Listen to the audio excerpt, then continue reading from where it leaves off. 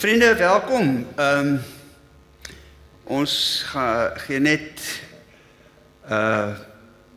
die van u wat nou niet bygekom het, daar was nog boekies daar agter, ek weet nie of daar nog is nie, maar daar is nog so enetjie, en as u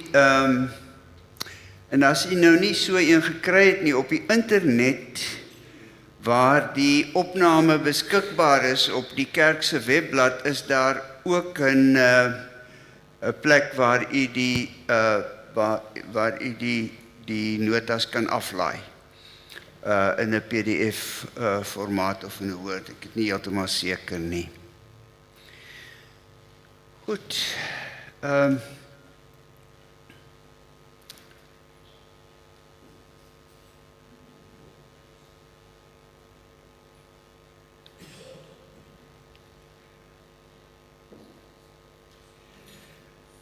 Nou toe.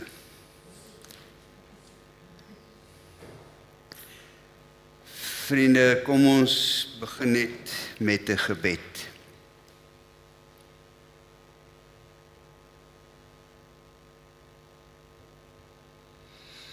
Here, u wat was en wat is en wat kom. Ons buig voor u. En ons pleit om die 7 geeste wat voor u troon is, om ook ons lewens aan te raak en met ons te praat. Drie-enige God, ons prys u. Amen. Liewe vriende, hier is 'n klompie nuwe gesigte. Ek weet nie of almal van u die inleiding op die internet gevolg het nie, maar kom ek vat so 'n bietjie aan, want mense geheue laat jou mos nou partykeer so effentjies in die steek. So kom ons begin net waar ons begin het. Ons is besig met die boek Openbaring, en ek het vir u laas gesê dat Openbaring beteken, ek sien ons is nog daar by sessie 1, kom ons gaan net vinnig aan na 2 toe.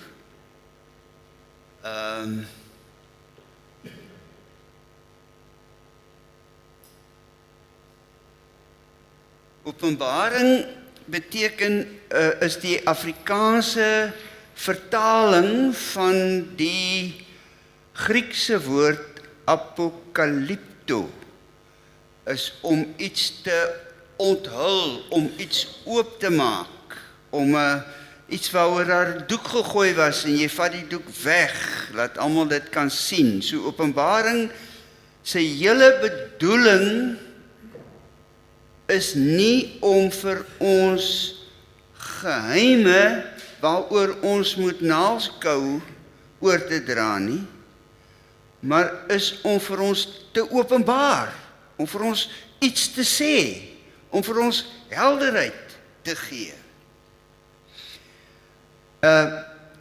En die helderheid wat Openbaring vir ons wil gee, is hy wil ons leer om op 'n nuwe manier te kyk. Jy onthou mos die storie daar van die ou profeet met sy dienskneg, Elisa en sy dienskneg, wat op 'n stadium wou die vijandige magte hom kom gryp vir Elisa, en sy dienskneg het vir Elisa gesê, o goeieste, nou is ons in die moeilikheid. Toe het Elisa gesê, ag Here, maak sy oë oop, dat hy kan sien dat die wat by ons is meer as wat hierdie soldate is. En toe gaan die dienskneg sy oë oop, en hy sien, my aarde, die wêreld is vol engele en strydwaans en goed. Maar hy het dit voorheen nie gesien nie. En Openbaring wil ons juis help om te sien, om die onsienlike te sien. Openbaring wil ons help om ons nie blind te staar teen die goeie wat ons bedreig in hierdie wêreld, teen die goeie wat verkeerd loop en so meer nie, maar om bo hulle die troonkamer van die hemel te sien, maar om bo hulle die lam te sien wat geslag is, om agter hulle en in hulle die diere te sien, die monsters, die draak. Openbaring wil ons help om die wêreld te sien soos God hom sien. Dis waaroor dit in 'n apokalips gaan. En toe ek laas vir u vertel dat dit Openbaring is gebore uit 'n hele geskiedenis wat hom vooraf gegaan het. En die geskiedenis wat hom vooraf gegaan het, is die profete van Israel. Johannes, so sal ons nou ook vorentoe nog agterkom, is self 'n profeet. Dis nie Johannes die apostel van die Here Jesus nie, van wie ons hier praat nie. Die skrywer van Openbaring is nie die apostel Johannes nie. Hy stel hom nêrens so bekend nie. Hy is 'n diensknegt van die Here Jesus en hy is julle broer, sê hy, maar hy is nie, hy beroep hom nie daarop dat hy 'n apostel van die Here Jesus is nie. Hy was waarskynlik 'n kerkleier aan die einde van die eerste eeu in daardie in die huidige Turkye, in daardie gedeelte. Maar hy is ook 'n profeet. Ons sal nog by die profeet deel kom, maar hy is ook 'n profeet soos wat die profete van die Ou Testament was. In hom vloei twee goed saam, die profesie, die profete van die Ou Testament en die apokaliptiek van die Ou Testamentiese tyd. Die apokaliptiek van die Ou Testamentiese tyd kry ons veral in Daniël en dan ook in 'n klompie buite Bybelse boeke wat as u 2020 vertaling het en u het nou die een gekoop met die epigrafiese boeke by, dan sal u sommige van hulle daar raakloop wat in daardie wêreld ontstaan het, maar wat nie as woord van God aanvaar is nie. So ons het nou die profete gehad in die Ou Testament wat voor die aangesig van God gestaan het en bewus van God se grootheid het hulle gekyk na die wêreld wat deurmekaar is en die boodskap van God so ontvang en oorgedra aan mense. Hulle het oorgegaan, het ek ook laas vir u gesê, na die apokaliptiek. Apokaliptiek is die erfgenaam van die profete, maar die verskil tussen die apokaliptiek in die Ou Testament en die profete was dat apokaliptiek nie soos die profete doodgewoon met uitsprake gewerk het nie, maar ook met beelde van monsters en diere wat hulle gesien het. Maar die apokaliptiek het ook gewerk met 'n dualisme, kom ek verduidelik dit so. Hier het jy die ou tyd, hierso, hierdie kol. Dis die tyd waarin die mense geleef het. Dis die, kom ons sê, die ou tyd. En dan kom daar 'n nuwe tyd. Hier is die nuwe tyd. Nou hier in die ou tyd is die boosheid en die ellende en die ongeloof en die wreedheid is alles deel van die ou tyd. Die nuwe tyd is God se nuwe tyd wat kom, en dit begin met die opstanding uit die dood. Maar hier tussen die twee gebeur daar iets. Boem! Met ander woorde, jy leef in die ou tyd, en dan gaan daar iets gebeur, apokalyptiek van die ou tyd, dan gaan daar iets gebeur, boem, en dan begin die nuwe tyd met die opstanding van die dooies, en dan is die nuwe tyd daar. So daar was 'n duidelike twee dele. U hoor die Engelse woord, die dual, hoor u daar, een dualisme, dit is 'n tweedeling tussen die ou tyd en die nuwe tyd met 'n groot breuk tussenin. En dit is die wêreld waarin die Here Jesus gebore word, waarin hy begin optree. Dit is die wêreld waarin hy sy werk begin doen en waarin hy gaan ly en sterf en opstaan uit die dood. So nou kom Jesus in daardie wêreld in. En hoe moet ons oor Jesus dink? Party mense dink oor Jesus, as hulle oor Jesus praat of oor Jesus dink, kom ons maak 'n beeld. Ons sê, jy gaan na 'n kunsgalery toe waar daar 'n klompie portrette van Jesus hang. Soos wat mense oor hom dink, soos hy gemaak. Die eerste portret wat ons dan kry, is die Jesus wat die meeste van ons oor praat, is die een wat preek vir mense, wat met sy sandale loop in die stof, en wat 'n wonderwerk doen, en wat op die ou einde en kindertjies nader laat kom, en die geliefde beeld wat ons self ook van Jesus het. Nou stap jy so eentjie aan, en nou kom jy by 'n prent van Jesus, wat fokus op sy koningskap. Hierdie eerste prent van Jesus fokus op sy verlossingswerk wat hy kom doen. Hy sterf vir ons sondes. Dit is wat hy kom doen. Die tweede prent, as jy nou hierdie kant toe stap, dan hang hier 'n prent van Jesus met 'n kroon op. Hy is nie hy kom sterwe vir ons sondes. Natuurlik doen hy dit. Enige iets wat ek sê, moet julle weet, dit is die basis van my geloof, is dat die Here Jesus het ons skuld betaal, né? Maar daarmee het jy nog nie die belangrikste ding oor Jesus gesê nie. Dat hy ons skuld betaal het, dis die wonderlikste ding vir my. Maar Jesus kom as koning. So nou moet jy vir Jesus sien as die een met die kroon op sy kop, wat sit op 'n troon. Daardie ene is Jesus met sy sandale en sy skrinwerkersklere.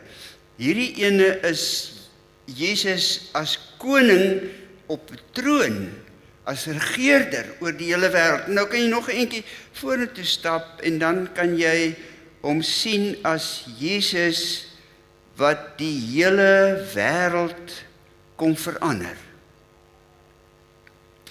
En meeste mense steek by een van hierdie prentjies vas. Hulle steek of vas by die Here Jesus wat vir my sonde betaal het. En minder steek vas by Jesus as koning oor die hele wêreld. Hulle weet dit is so, maar dis nie vir hulle die belangrikste ding.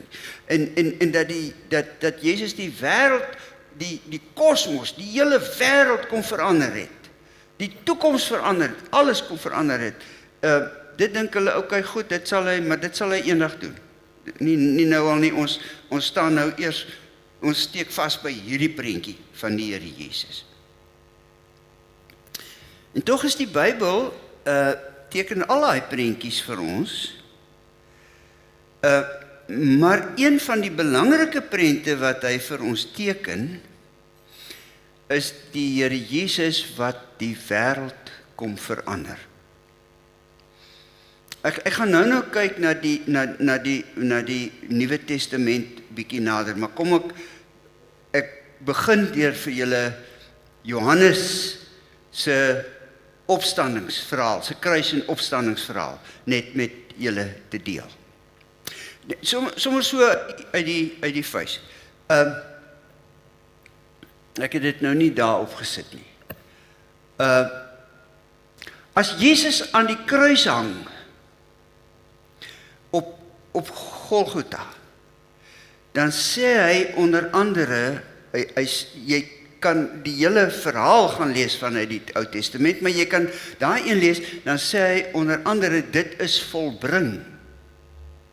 Johannes 20, 19.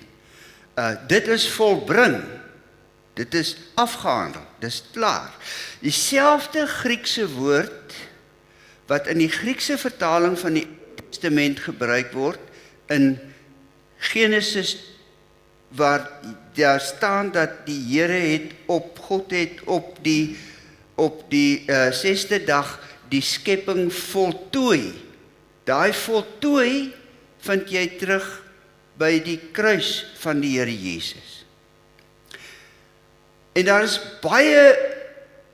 'n wêreld wat ek met julle hieroor sou kon deel, maar julle moet my maar glo as ek sê, dat Johannes skryf sy evangelie op so 'n manier dat hy vir jou wil sê dat die nuwe skepping van die nuwe wêreld, God se nuwe skepping, Johannes wil die heeltyd hê ons moet Jesus sien as die skepper. Hy begin dan ook deur te sê, niks wat ontstaan het sonder hom ontstaan nie. In die begin was die woord, en die woord was God, en die woord was by God.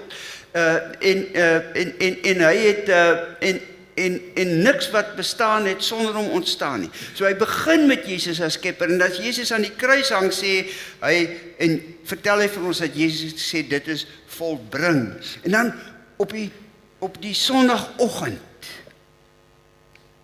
dan kom Maria by die graf, by die leë graf, en sy wonder, wat het hulle met my Jesus gemaak? En dan sien sy op die ou en iemand in die tuin, wat vir haar sê, wat vir haar vra, wat maak sy? En sy sê, ek soek vir Jesus, en dan sê die Jesus wat daar in die tuin staan, want sy het hom nie dadelik herken nie, hy sê vir haar, en dan staan daar in Johannes, sy het gedink hy is die tuinier. Nou onthou nou by die skepping, wat was Adam se job? Tuinier. Sy dink hy is die tuinier, maar hy is inderdaad. Hier is ons weer in 'n tuin. Die hele moeilikheid het begin in 'n tuin, waar Adam die tuinier moes wees. Hier is ons in die Nuwe Testament weer in die tuin, waar die graf was. En sy dink hierdie man is die tuinier. En dan sê hy vir haar, Miriam. Maar dit is hoe hy haar aanspreek. In die Aramees.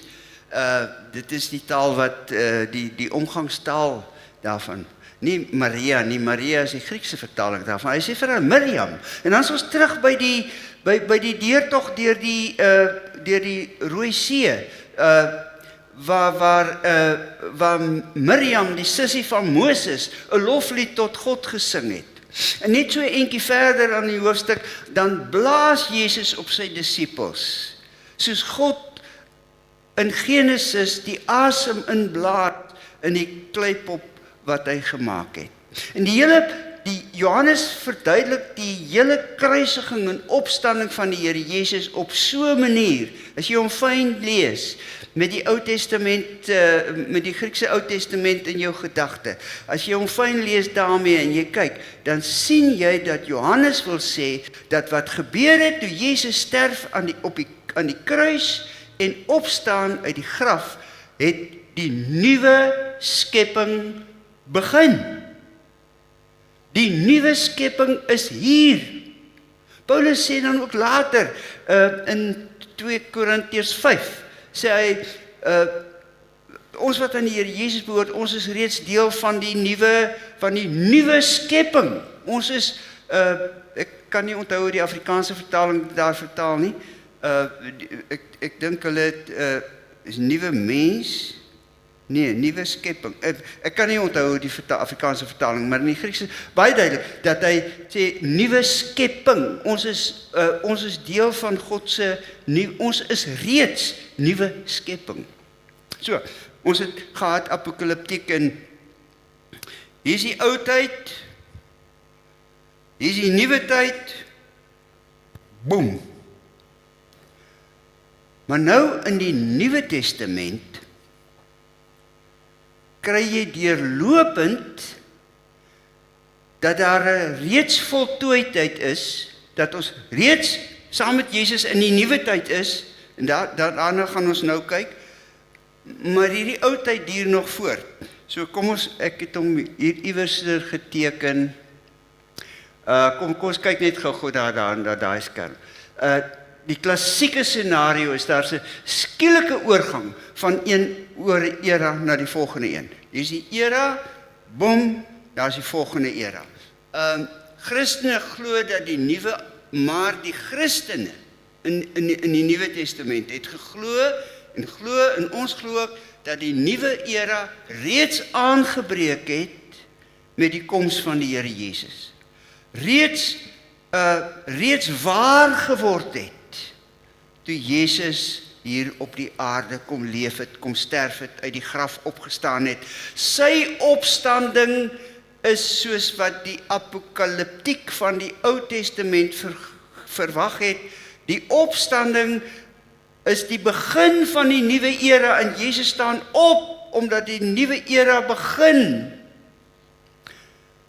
Maar daar's 'n alreeds, maar daar's ook 'n nog nie. Want ons staan nog nie op nie. Ons gaan nog sterwe. Ons opstanding wag nog om te kom. Ek het dit so geteken. Die boonste prentjie is die Joodse apokaliptiek, die profete in die Joodse apokaliptiek. Ou tyd, nuwe tyd met 'n breek. In die Nuwe Testament kry ons 'n oortuiging dat die nuwe tyd het aangebreek. Maar die ou tyd is ook nog hier. So jy het nie die twee afsonderlik nie, maar hulle skuif oor mekaar. Die nuwe tyd, in die Nuwe Testament skuif God se nuwe tyd reeds bo-oor die ou tyd waarin ons nog daagliks lewe. En jy vind dit dan dwars deur die evangelies. Kyk 'n bietjie hier na die teks. Daar in Lukas 17 staan Jesus tussen die Fariseërs en so aan en hulle vra vir hom en toe sê vir die Fariseërs, wanneer gaan die koninkryk van God kom? En hy het hulle geantwoord, die koninkryk van God kom nie met duidelik waarneembare tekens nie. Luister mooi. Hy kom nie met duidelik waarneembare tekens nie. Mense sal nie sê, kyk, hier is dit, of daar is dit nie. Want kyk, die koninkryk van God is in julle midde. Die ou Afrikaanse vertaling, die 33-53 vertaling het sê, is binne in julle. Verkeerd. Dit is, want die koninkryk van God is nie binne in die Fariseërs nie. Die koninkryk van God is groter as binne-in. Die koninkryk van God is hier, reeds hier. Die koninkryk van God kom as die koning op die aarde kom. Onthou die tweede prentjie het ek gesê, die eerste prentjie is Jesus wat my sondes vergewe. Die tweede prentjie is Jesus wat die koning is. Die koninkryk van God is reeds hier. In ons midde, sê die Here Jesus. Hoekom kan hy sê in hulle midde? Hy staan tussen die Fariseërs, want hy staan in hulle midde. Hy wat Jesus is, staan in hulle midde. Die koninkryk, sê hy vir hulle, is reeds hier. Ek staan in julle midde. Kyk. Ons vind dieselfde by die Markus Evangelie. By Markus as na Jesus se doop en na Johannes gevange geneem is Jesus daar in Galilea en hy sê die bestemde tyd is vervul. Die koninkryk van God is op hande. Die tyd is vervul. Die koninkryk is op hande. Die koninkryk is hier, maar nog nie. Daar is 'n hier, daar is 'n alreeds en 'n nog nie. En net daarna, kan nie onthou of ek dit op die skyfie gesit het nie. Nee. Net na Jesus dit gesê, dan in die evangelie van Markus, dan dryf hy 'n duiwel uit iemand uit. So 'n paar versies later. Dryf hy 'n duiwel uit iemand uit. So, juis om die bevryding wat hy bring te demonstreer. Miskien moet ek dit gou vertel. Die woord evangelie kom ook uit die Ou Testament, uit die Griekse vertaling van die Ou Testament. Daar is dit gebruik om te sê, as 'n aankondiger kom by die koning en sê, die vyand is verslaan, dan het hy die goeie nuus kom vertel, dat die vyand verslaan is, evangelie. Evangelie beteken goeie nuus. Die vyand is verslaan. En die evangelie beteken letterlik in ons tyd, dat ook vir ons wat aan Jesus behoort, nie net dat my sonde vergewe is nie, natuurlik beteken dit ook. Prys die Here daarvoor. Maar dit beteken ook dat die vyand is verslaan. Jesus het gewen. Ons is bevry.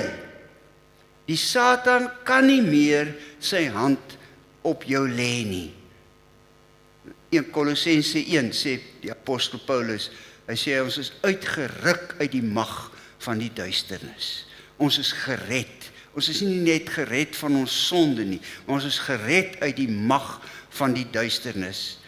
Maar dan moet hy later nog skryf oor die mag van die duisternis. Want daar's hierdie alreeds en nog nie, hierdie oor mekaar skuwe van die koninkryk van God. Markus 13 vertel Jesus begin dit staan in ons Bybel staan daar bokant die profetiese rede geskrywe as 'n opskrifie, maar dit is hy begin met die apokaliptiek van Daniël en dan al meer soos wat die prentjie aangaan.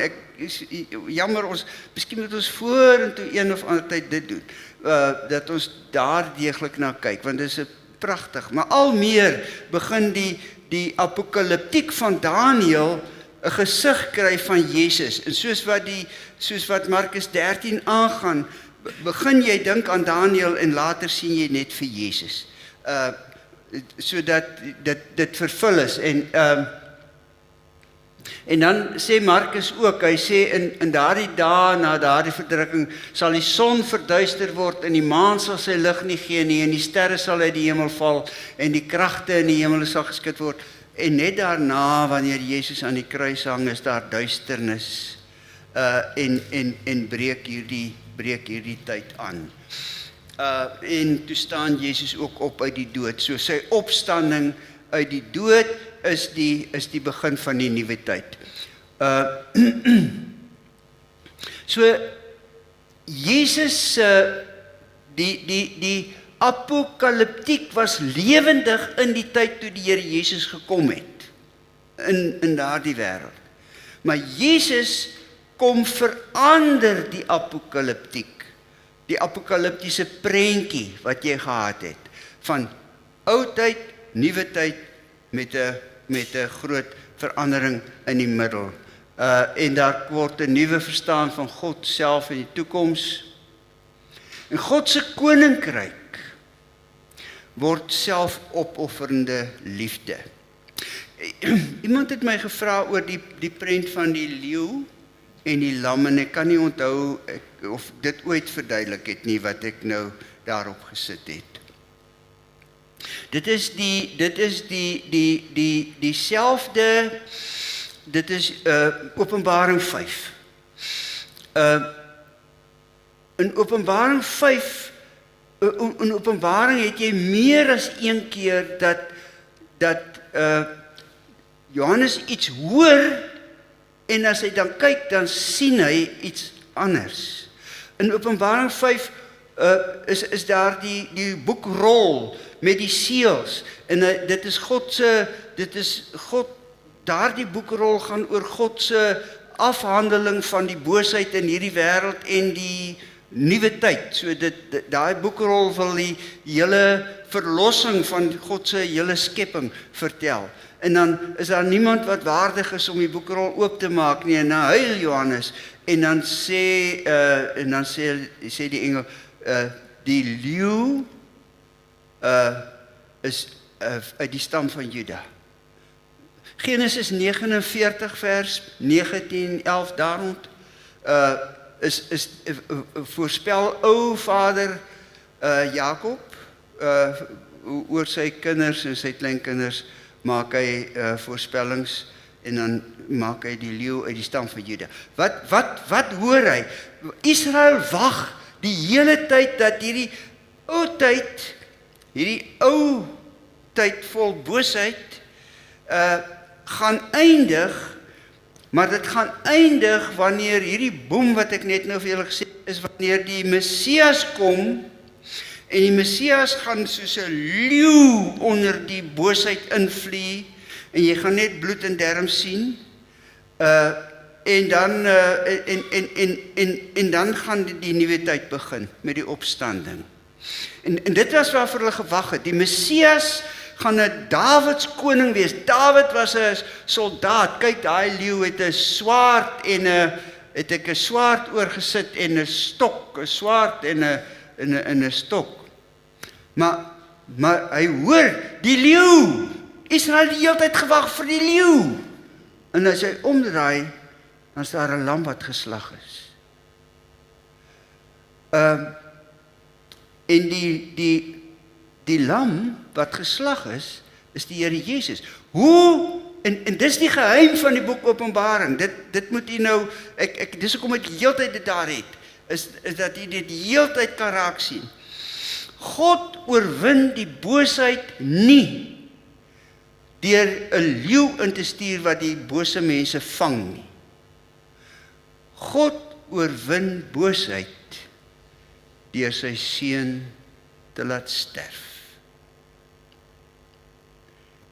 Dit is een van die belangrikste redes hoekom ek weet dat hierdie evangelie is nie uit die duim gesuig van mense nie.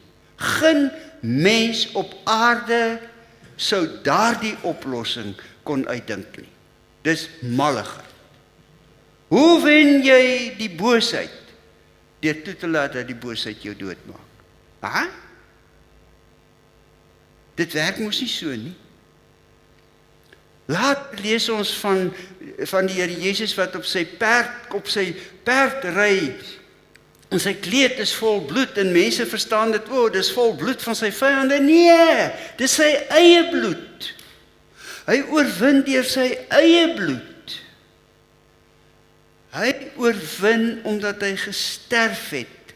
Dis Dis die vreemde deel van die evangelie van die Here Jesus Christus. Geen mens kon dit uitdink nie. Dit kan net uit die hart van God na ons toe gekom het. En daarom is Jesus se koms is 'n herdefinisie van God se koninkryk. Israel het God se koninkryk verstaan as 'n magsgreep. As die koninkryk van God kom, dan gaan hierdie klomp Romeinse soldate uit Palestina uitgejaag word uit die land Kanaan en ons gaan vry wees van hulle en dit gaan 'n bloedbad wees. As die koninkryk kom, sterf God se seun aan die kruis. En as hy sterf, sê hy dis volbring. Die nuwe skepping is afgehandel as hy sterf. Hier is die groot wonderwerk. Matteus, ek gaan nou maar bietjie hier vinniger oor, maar wat ek wel moet sê by Matteus, is die interessante ding is dat Matteus is die een wat ook die gelykenis van Jesus vertel, van die boer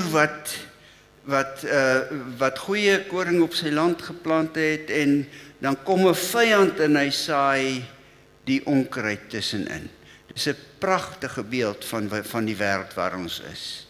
Die goeie saad van die evangelie van die Here Jesus is besig om te groei in die wêreld. Maar die vyand se onkruid groei steeds tussenin. En ons is nie altyd seker wat is onkruid en wat is goeie plantjies nie. Ons moet maar wag totdat ons op die ou einde sien, het die Here Jesus gesê. Goed, Daniel se visie is volbring. By Johannes moet ek ook nog dit sê. As ons oor die ewige lewe praat, en dan kan ons 'n bietjie vinniger verder na toe gaan. Vir Johannes is ewige lewe nie iets wat na jou dood gebeur nie. Vir Johannes is ewige lewe iets wat nou voor jou dood gebeur. As jy aan die Here Jesus behoort, het jy die ewige lewe, punt. Want ewige lewe beteken nie dat jy aanhou asemhaal, dit ook, maar dat ewige lewe beteken dat jou verhouding met God en met jou naaste reg is. Sonder dit is jy eintlik dood. Daarmee lewe jy. Selfs al het jy jou asem uitgeblaas, lewe jy nog vir ewig. So Johannes sluit daarby aan, kom ons gaan aan, ek wil by Paulus gaan ons nou maar bietjie verby hardloop. Ek wil kom by Johannes se rol as profeet. Johannes as hy die inleiding gee tot hierdie boek, dan sê hy skryf 'n brief, dis 'n brief wat hy skryf.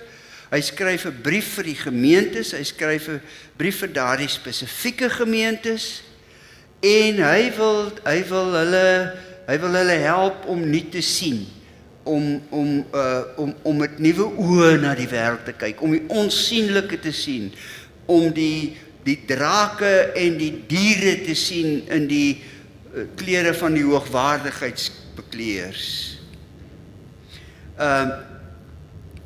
Maar hy noem ook sy boek 'n profesie. Nou baie mense dink dat profesie is met die Ou Testament daarmee heen. Nee. Paulus noem dit onder die gawes van die Gees. Ek het 2 keer in my lewe het ek profesie werklik beleef. Die een was dat ek het aandag begin, ek was predikant daar by Bersig, en ek het aandag aan iemand begin gee, en ek het op 'n stadium net gedink, ek gaan nou nie sê hoekom nie, maar ek dink ek moet liewer hierdie persoon ek moet nie die persoon geestelik bearbei nie. Ek is nie die regte mens nie. Wanneer ek sit hier aand in die kerk, ek moes 'n ander dominee verwelkom, hy het gepreek, en ek sit hier voorlangs, en die dominee preek, en ek dink by myself, En ek sê ook vir die Here, ek dink nie hierdie ding gaan werk nie. En daai dominee stop in die middel van 'n sin. Dit het met 'n ander dominee ook gebeur later. Maar daai dominee stop in die middel van die sin en hy sê, ons moet net die Here vertrou wanneer ons met dinge besig is. Hy sal sorg en beskerm. En hy stop en hy kry so 'n verdwaasde uitdrukking oor sy gesig. Hy sê, nou hoekom het ek dit gesê? En hy weet nie en hy gaan aan. Ek het geweet, want dit was presies op daai oomblik wat ek moes hoor. Profesie in die Nuwe Testament.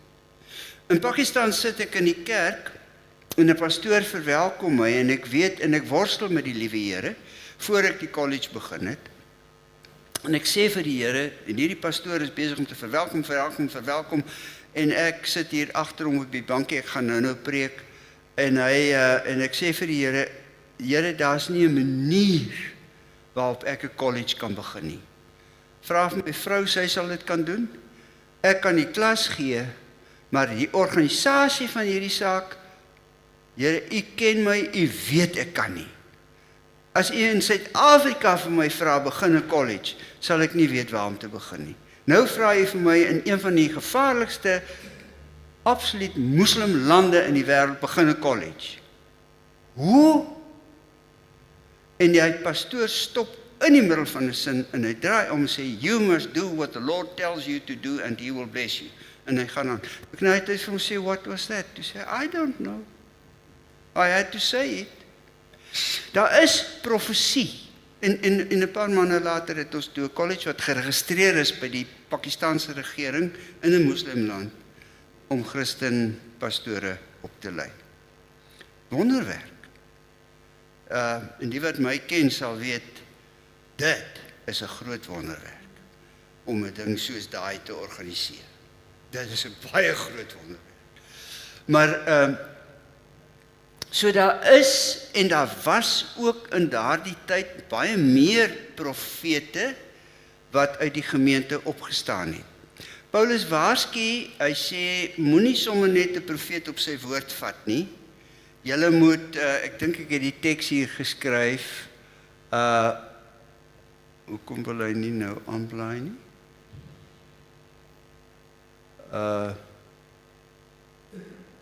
Ja, Philips, okay, nee, ons gaan terug.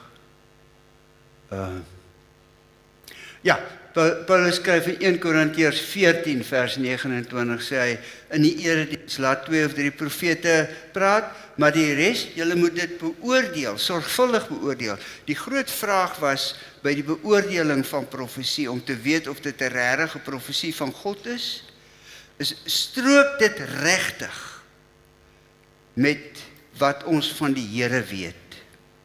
Strook dit met wat ons weet van sy hart, van sy plan, van sy woord. Want jy moenie sommer net elkeen op sy woord vat nie. Johannes self sê dat daar die profetes, hy praat van 'n profetes in een van die gemeentes wat valse profetes is. So hy is 'n profeet wat sy boodskap van die Here ontvang, baie duidelik. Ontvang hy sy boodskap van die Here.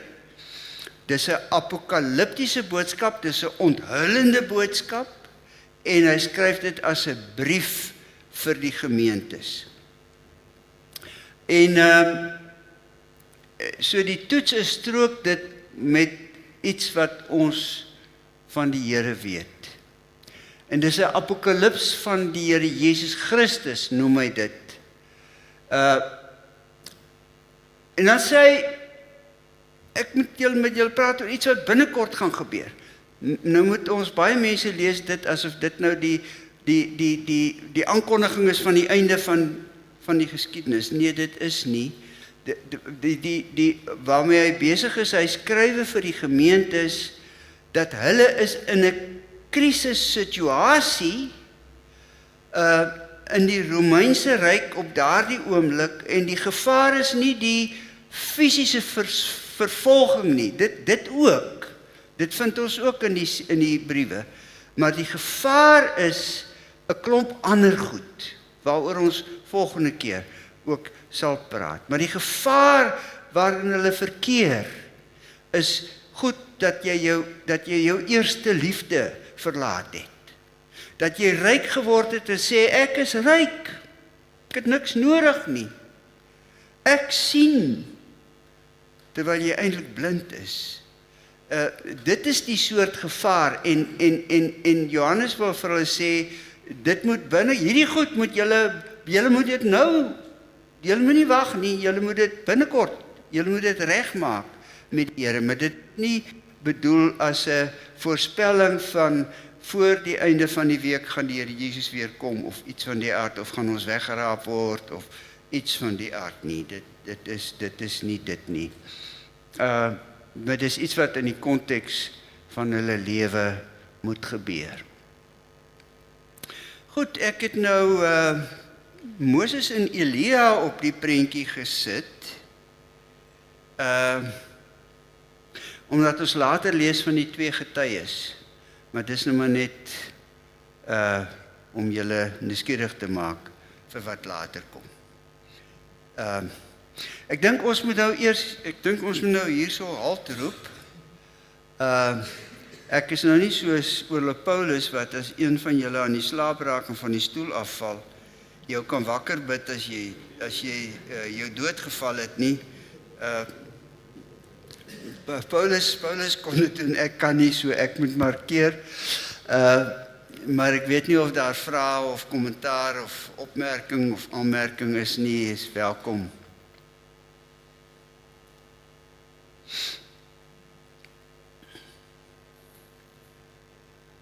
Ja.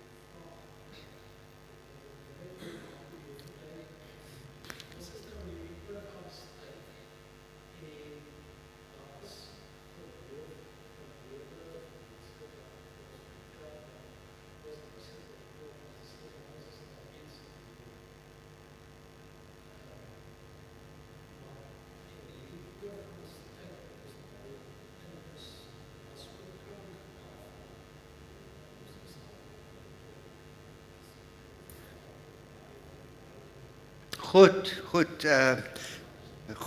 nee, hy het nou gesê, ek sê maar terwille van ons kykers op die net later, want hulle kon nou nie die vraag hoor nie. Die eerste opmerking was, dit is vir hom wonderlik geweest om te verstaan dat Jesus die bose oorwin het deur homself op te offer. Vir my is dit net so, dit bly vir my een van die grootste wondere van die evangelie van ons Here Jesus. Wat natuurlik, en ek het dit nou nie gesê nie, en ons gaan dit nou vorentoe sê, maar wat natuurlik vir ons ook 'n boodskap inhou. Hoe wen ek die bose? Deur myself op te offer vir die Here Jesus. Goed. So dis dit het hy gevra, en dan het hy nou gevra oor die daar's mense wat sê, maar kyk, hier's mos nou baie gelowe en opinies. Hier's baie keer dink ek hier's op die wêreld meer opinies as wat daar breinselle in totaal is. Maar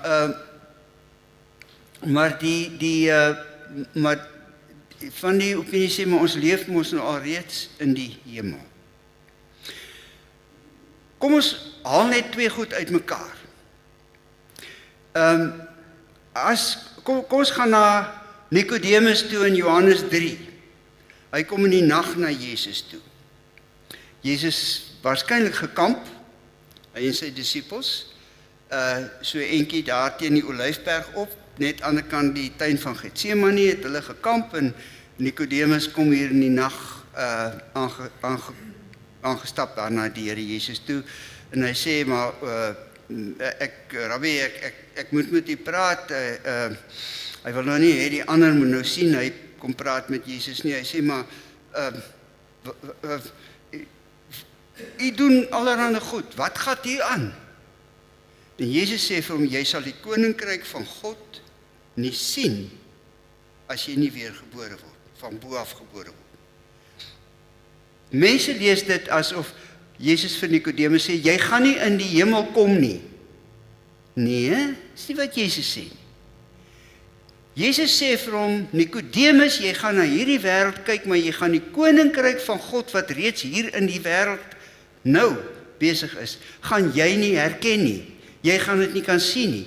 Dis alleen as jy weer gebore word en jou oë oopgaan, dan gaan jy die koninkryk van God sien. Dan kan jy ook in hierdie koninkryk inkom, sê hy later vir hom. Maar ek bedoel nie, dan gaan jy in die hemel kom nie. So kom ek vertel is wat ek sê, daar's 'n verskil tussen hemel en koninkryk. Koninkryk is nie in die hemel nie. Daarom leer die Here Jesus ons bid om te sê, laat u koninkryk kom op en dan laat u wil gedoen word op aarde soos in die hemel. Die koninkryk is hier ook op aarde waar ons God se wil doen. Hemel. Waar is die hemel? Die hemel is nie 'n plek nie. Die hemel is 'n ander manier van bestaan. So die hemel is hier. Dis die ruimte waarin God bestaan. En waar is God? Ek is met julle, kyk, die Here Jesus sê, tot aan die einde van die dae. Ek is altyd met julle, ek is by julle, Immanuel, God met ons. Ek is so, is God daar ver bo iewers? Nee, God is hier. Die Here Jesus is hier, by ons, langs jou, aan tafel, hierso. En die hemel is met ander woorde hier, maar ons gaan nie hemel toe eendag nie. Openbaring sê ons gaan op 'n nuwe aarde woon. En die hemel kom aarde toe. Want God kom woon by ons op die aarde, ons gaan nie by God in die hemel woon nie. Nou, in die tussentyd, tussen ons dood nou, en die wederkoms van die Here Jesus, wanneer die nuwe aarde vir ons 'n werklikheid is, en ons 'n nuwe liggaam het, daardie gedeelte is bietjie van 'n raaisel. Ons weet nie presies wat dit is nie. Dit is waarskynlik nie 'n sleg plek om te wees nie, maar dit is soos 'n bushalte of 'n vertreksaal by die lughawe. Jy gaan nie vertreksaal toe omdat jy in die vertreksaal wil bly nie. Nee. Jy sit in die vertreksaal en wag vir jou vlug. En wat met jou nou gebeur as jy nou sterwe, is dat jy jou siel, of hoe jy dit ook wil noem, gaan na die vertreksaal hemel toe, maar dit gaan oomblikke voel, dan kom die nuwe aarde, omdat ewigheid anders werk as tyd. Ek weet nie of ek nou of ek nou duidelik verduidelik het nie. Het ek nou julle koppe deur mekaar gekrap? Nee. Okay. Ja.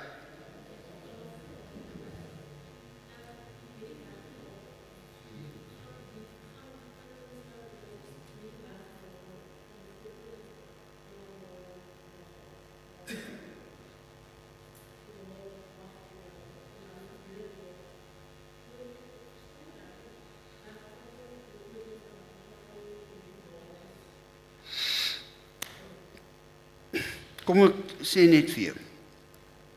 Waar kom die idee van die wegraping vandaan? Dit kom van 'n reeks boeke wat iemand geskryf het, of mense geskryf het, en wat lekker verkoop. Kom nie uit die Bybel nie. Nêrens in die Bybel word oor die wegraping geskrywe nie. Nêrens. Die enigste teks wat hulle gebruik daarvoor staan in Tessalonisense, waar daar staan dat die Here Jesus kom en dan gaan ons hom tegemoet. Maar as jy die wêreld van daai tyd ken, as die keiser op pad is na die stad Efese toe, wat doen die mense van Efese? Hulle gaan almal uit op die pad en hulle gaan om die koning langs die pad te ontmoet en hulle gaan nie saam met hom na sy paleis toe nie, hulle begelei hom na hulle stad toe. Hy kom saam met hulle in die stad in. So daar is nie, Openbaring leer nie wegraping nie, en nêrens in die Nuwe Testament word dit geleer nie. So, daar is net twee, en ons kom nou nog bietjie vorentoe daarby. Maar daar is net twee, wat die einde vir ons betref, is daar net twee moontlikhede. Of die Here Jesus kom terwyl ons nog lewe, en dan word ons dan word ons eensklaps verander. Dan kry ons nuwe liggaam en dan word ons eensklaps word ons verander. Maar en die wat gesterf het, hulle suig nie in die agterspeen nie. Hulle kom saam met die Here Jesus. Hulle kry hulle nuwe liggaam voor ons in kry, maar ons kry ons in ook dan op daardie stadium. Maar ons gaan nie hemel toe omdat ons hier weggeraap word nie. Om die waarheid te sê, Openbaring wil juis vir ons terugstuur na die wêreld toe. Nie uithaal uit die wêreld nie, maar sê, julle roeping is om getuies vir die Here te wees in hierdie wêreld, om hier reg te doen, om hier reg te lewe. So, ek is bly jy die vraag gevra oor die wegraping, maar so as daar nog vrae is, sê, dan praat ons vorentoe daaroor. Maar dit is nie 'n Bybelse begrip nie. Dis regtig nie. Tim LaHaye, dink ek, is die ou wat die boeke geskryf het oor wat is sy boek? Rapture, ja. Ek dink dis hy oor die rapture en die wat agterbly. Daar was so 'n boekie wat ek as kind by my kinderkrans tannie, ek was baie lief vir haar, maar haar dogter was my nooi. Maar my kinderkrans tannie het vir my so 'n boekie gegee, die wat agterbly, wat 'n vertaling is uit een of ander ding, wat dieselfde storie, maar dit is nie Bybels nie. Sorry.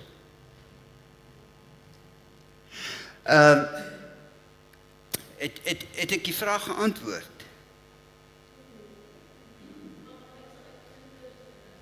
Okay, right. Goed, nou, voordat ons weggeraap word, kom ons sluit net vinnig met 'n kort gebed. Here Jesus, baie dankie dat U in ons wêreld teenwoordig is. Dankie dat die nuwe tyd reeds aangebreek het. En ons wag met spanning op die afhandeling van dit alles. Amen. Wat sê? Lekker slaap. Onthou, as jy 'n vraag het, moenie huiwer om vir my 'n e-posie te stuur of te bel of wat ook al nie.